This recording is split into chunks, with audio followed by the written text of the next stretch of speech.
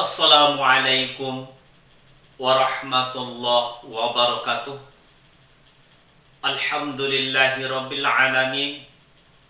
Wassalatu wassalamu ala asyrafil anbiya'i wal mursalin Sayyidina Muhammadin wa ala alihi wa sahbihi ajma'in, amma ba'd. Alhamdulillah, tahun ini kita kembali dipertemukan dengan bulan suci Ramadan, bulan yang di dalamnya mempunyai sejuta keistimewaan dan keutamaan bagi umat muslim. Oleh karena itu, tidak heran jika pada bulan ini intensitas ibadah umat Islam semakin meningkat, baik dengan lebih serius lagi menunaikan kewajiban-kewajiban agama maupun rajin mengamalkan ibadah-ibadah sunnah lainnya. Rasulullah sendiri pernah menyampaikan bahwa saat tiba bulan Ramadan, umat Islam didorong untuk memperbanyak ibadah, sebab pahala amal kebaikan di dalamnya dapat balasan berlipat ganda. Dalam sebuah hadis diriwayatkan dari Abu Hurairah, dia berkata, Rasulullah Shallallahu Alaihi Wasallam bersabda, setiap amal anak Adam dilipat gandakan pahalanya. Satu amal kebaikan diberi pahala 10 hingga 700 kali. Allah Azza wa Jalla berfirman, kecuali puasa, karena puasa itu adalah bagiku dan akulah yang akan membalasnya, sebab dia telah meninggalkan nafsu syahwat dan nafsu makannya karena aku. Dalam sebuah hadis yang lain juga Rasulullah pernah berpesan, bagi orang yang berpuasa ada 2 kebahagiaan. Kebahagiaan ketika ia berbuka dan kebahagiaan ketika dia bertemu dengan Rabb-nya. Sesungguhnya bau mulut orang yang berpuasa lebih wangi di sisi Allah daripada wanginya kasturi. Setidaknya ada 3 hal yang Allah janjikan untuk umat muslim saat Ramadan tiba, yaitu ampunan, rahmat, dan balasan surga. Rasulullah Sallallahu Alaihi Wasallam bersabda, awwalu syahri Ramadana rahmah wa awsatuhu maghfirah wa akhiruhu itqun minan nar. Awal bulan Ramadan adalah rahmat, pertengahannya ampunan, dan akhirnya pembebasan dari api neraka. Pertama, rahmat. Rahmat merupakan kasih sayang Allah kepada hamba-Nya. Berkat rahmat inilah kelak umat Islam bisa mendapatkan ampunan di akhirat dan memperoleh balasan surga. Bahkan dikatakan bahwa rahmat merupakan penentu nasib seseorang kelak di hari akhir. Boleh jadi orang rajin beribadah, tapi jika belum meraih rahmat Allah, ia tidak mendapatkan jaminan masuk surga. Meski demikian, bukan berarti kita meremehkan ibadah dengan alasan mengandalkan rahmat. Karena penyebab rahmat itu sendiri adalah ketaatan seseorang kepada Allah Subhanahu wa ta'ala.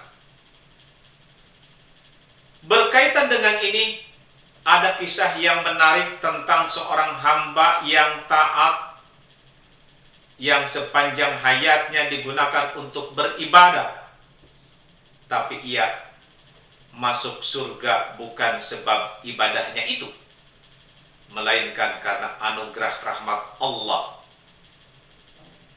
Kisah ini disampaikan oleh Syekh Abdul Laith dalam Tanbihul Ghafilin dengan mengutip riwayat Al-Hakim dalam Mustadraknya. Dikisahkan, sekali waktu malaikat Jibril bercerita kepada Nabi Muhammad SAW, "Hai Muhammad, demi Allah yang telah menganugerahkan engkau menjadi nabi, Allah memiliki seorang hamba yang ahli ibadah. Hamba tersebut hidup dan beribadah selama 500 tahun di atas gunung." Ringkas kisah, hamba itu memohon kepada Allah untuk mencabut nyawanya dalam keadaan sujud, dan jasadnya tetap utuh sampai tiba hari kiamat. Doanya dikabulkan oleh Allah. Begitu di akhirat, Allah berkata kepadanya, "Wahai hambaku, engkau aku masukkan ke surga berkat rahmatku." Tiba-tiba hamba tersebut menyangkal. Seharusnya protes dia. Yang membuatnya masuk surga adalah ibadahnya yang ratusan tahun itu, bukan rahmat Allah. Maka setelah ditimbang, ternyata bobot rahmatnya lebih besar daripada amal ibadahnya selama 500 tahun tersebut.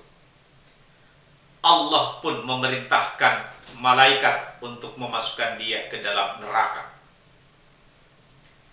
Sebelum dimasukkan ke neraka, hamba itu mau mengakui bahwa rahmat Allah lebih besar dan bisa membuatnya masuk surga. Maka ia pun tidak jadi dimasukkan ke dalam neraka. Yang kedua, keutamaan Ramadan berikutnya adalah maghfirah atau ampunan.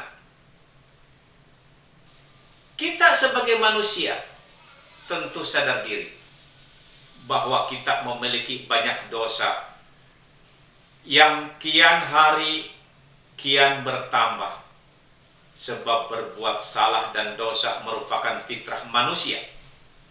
Rasulullah SAW bersabda, "Kullu bani Adama khata'un wa khairul khata'ina tawabun." Setiap anak Adam pasti berbuat salah, dan sebaik-baik orang yang bersalah adalah yang bertaubat. Hadis ini menegaskan bahwa sebagai manusia kita tidak bisa terbebas dari dosa. Tidak peduli dia rakyat atau pejabat, orang awam atau agamawan, santri ataupun kiai, semua pasti memiliki dosa. Hanya yang membedakan kita semua adalah siapa yang mau mengakui atas dosa-dosanya dan bertobat kepada Allah Subhanahu wa ta'ala. Pada momen Ramadan ini, Allah menjanjikan limpahan ampunan bagi hamba-hambanya yang bertaubat. Oleh karena itu, jangan sia-siakan kesempatan emas ini yang hanya datang 1 bulan dalam setahun.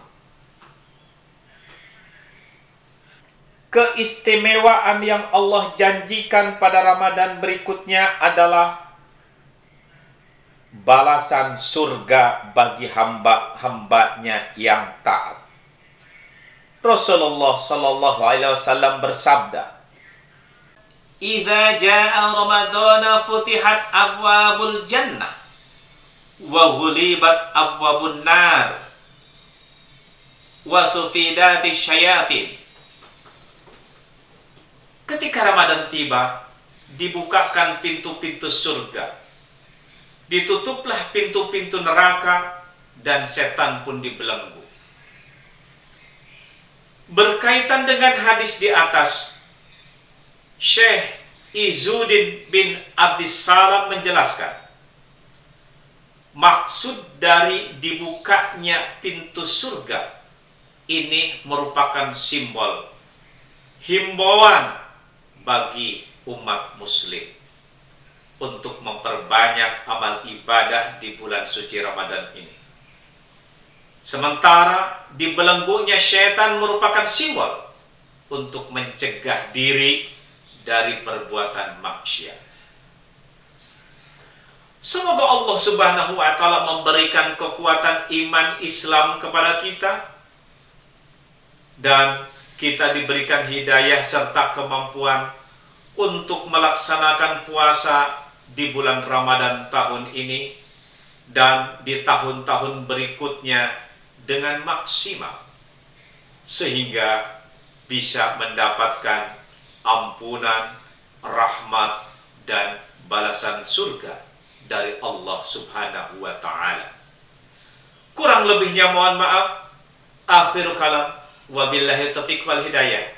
Wassalamualaikum warahmatullahi wabarakatuh.